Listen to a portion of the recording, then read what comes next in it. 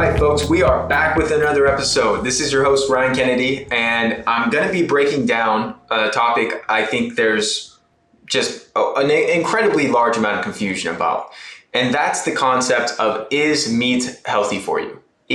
Are things like beef, lamb, bison, red meat something that should be avoided or something that should be included in your diet if you want to attain optimal health? And I can't tell you how many people have come to me for help with their health and nutrition who've been misled to believe that a vegan diet is the ideal way to eat.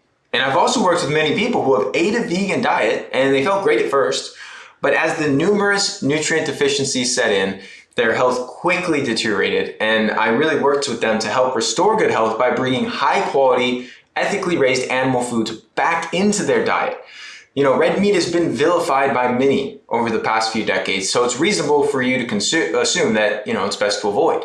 So in this episode, I'm really going to cover why red meat and animal protein has been wrongly demonized and some of the many benefits associated with consuming high quality red meat, along with what to look for, because not all meat is created equal. I've talked about this in past episodes, this concept of food quality and how a food is grown or raised can make a world of difference on the impact and effects it has on your body. So this is going to be a really good one to tune into if you have been swayed to think that a vegetarian or vegan or pescatarian diet is optimal for your health, because it's really such a common misconception, because the big food conglomerates out in the industry today have done a fantastic job. I got to give them credit. They've done a phenomenal job in their marketing efforts to make people fear red meat. A lot of the mainstream recommendations and medical doctors out there telling people, hey, if you want to lower your cholesterol, which is a topic that we'll tackle another time, because that's a big can of worms to go, kind of unpack. Or if you want to improve your risk or lack thereof of cardiovascular disease, then you should absolutely minimize your consumption of red meat. It's terrible for you. So why has everyone been told that red meat is unhealthy? Well, at some point in time, you've probably seen headlines claiming this, and that the consumption of meat should be minimized, and all these different studies and even research articles saying that red meat is not good for you. And so one of the primary reasons these different research articles and research studies are really not providing accurate results is because they're drawing on what's called let me see if I could use my words today, folks. They're drawing on studies that are called epidemiology, and these draw on association, not causation. So what this means is that scientists are observing data from these nutritional surveys and attempting to make these correlations. So in these epidemiology studies, they're relying on solely self-reported data, which is constantly shown to be unreliable. I mean, do you know how many pieces of fruit you've had in the last 6 months? Most folks don't even remember what they had to eat last week. So that explains some obvious inaccuracies in self-reported data. And let's be honest, we tend to overestimate the good things we do and underestimate the bad. So that's right off the bat going to put some flaws into this type of research. Additionally, there's what's called a healthy user bias in these types of studies. Since many people believe, they've been misled to believe, that red meat is unhealthy to consume often, a lot of health conscious individuals may very well limit their meat intake. However, those are the same people who exercise on a regular basis, who don't drink or don't smoke, who live healthier lifestyles in general. So it would make sense that regardless of their diet, they would have a much lower incidence of chronic disease. Really the only type of research that can give you a good evaluation on the outcome of a study are called randomized controlled trials.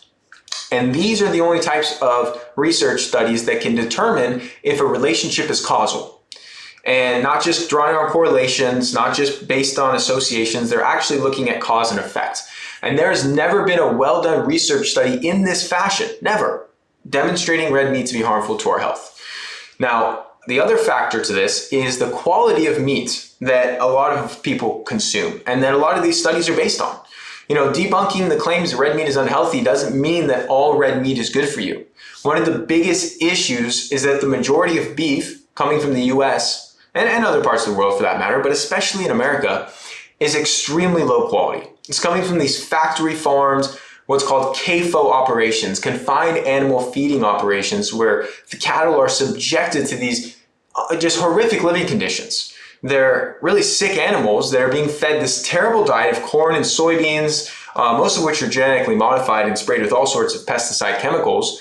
And on top of that, this is a huge source of antibiotics because the animals get sick, so they actually put antibiotics in the feed in order to keep them alive long enough, because on this very unnatural, horrific diet they have them on of these cheap, genetically modified grains, the animals don't have good immune system function. So in order for them not to all get sick and then die off before they are slaughtered, they're using all these antibiotics. And additionally, they even administer hormones and different growth stimulants in the process in order to help them expedite their growth phases. So you may be wondering, well, why would they do that? Well, simply because the faster a farmer can fatten up a cow, the faster they can sell the meat and the more profit they can make. So, we live in a world where a lot of things are motivated by money and profit margins.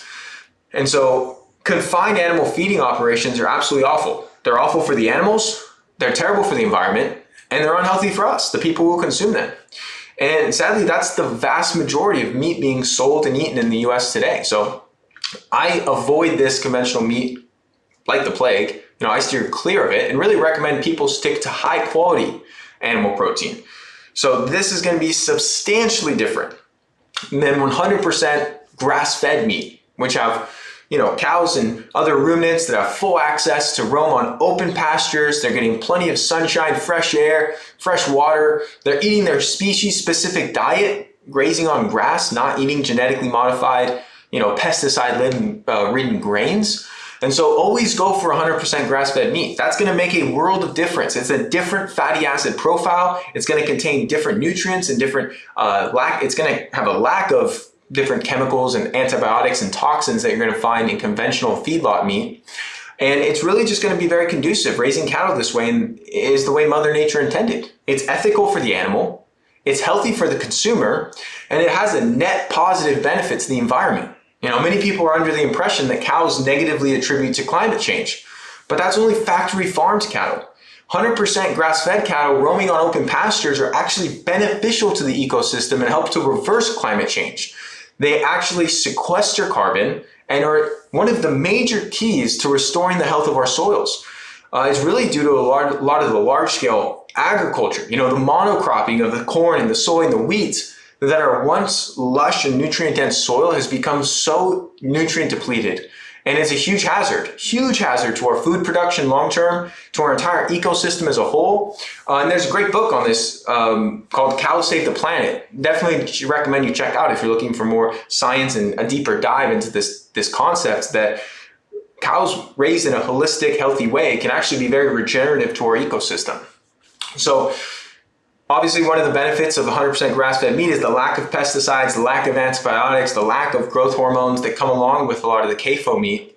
So that in itself is a good reason to only go 100% grass-fed.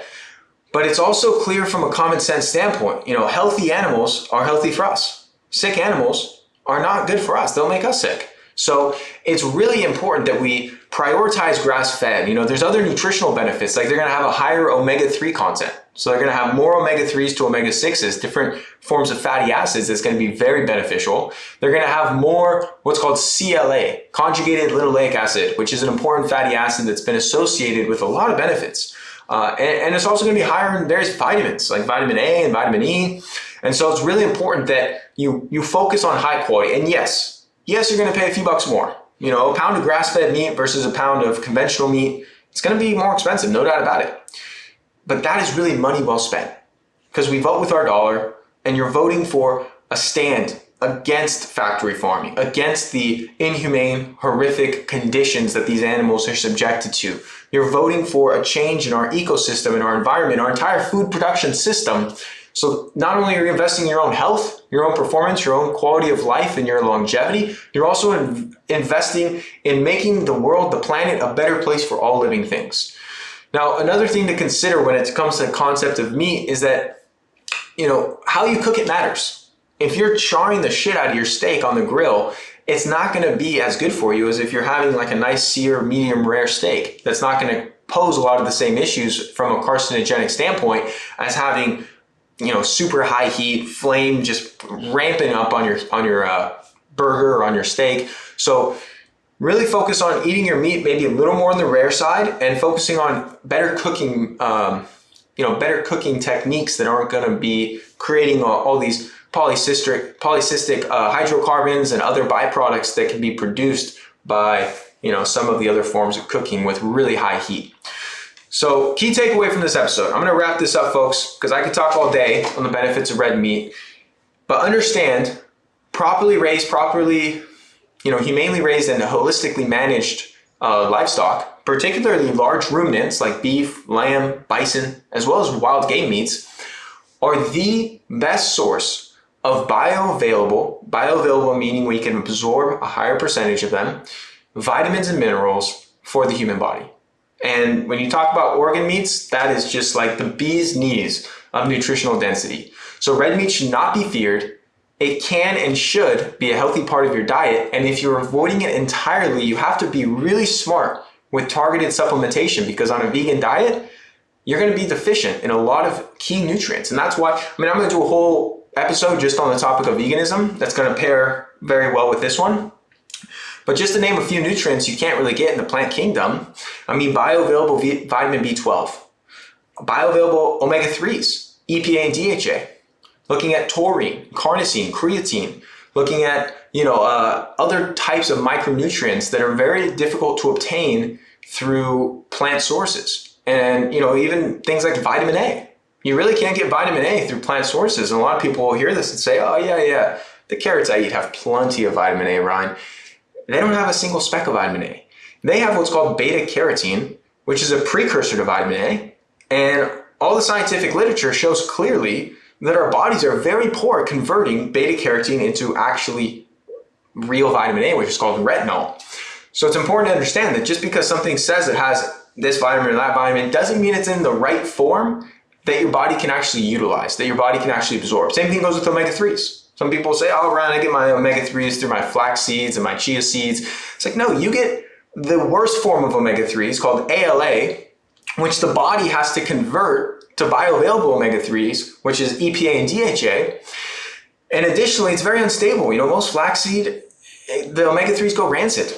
They get oxidized, they get damaged due to light, due to different, storage mechanisms. So I actually tell people to avoid flaxseed. I don't think it's a health food by any means. But moving forward, grass-fed, high-quality red meat is a healthy part of your diet. And I would love to chat with anyone about this further because there is so much misinformation and there's been so much propaganda and other media outlets really pushing this concept that a plant-based diet is the healthiest diet and that everyone should go vegan, and all these documentaries that are funded by the very companies that have a financial interest, because you don't make a lot of money off grass-fed meat. There's very low profit margins. These grass-fed these farmers that are raising livestock in this manner, they're not wealthy. They're struggling. They're struggling to get by.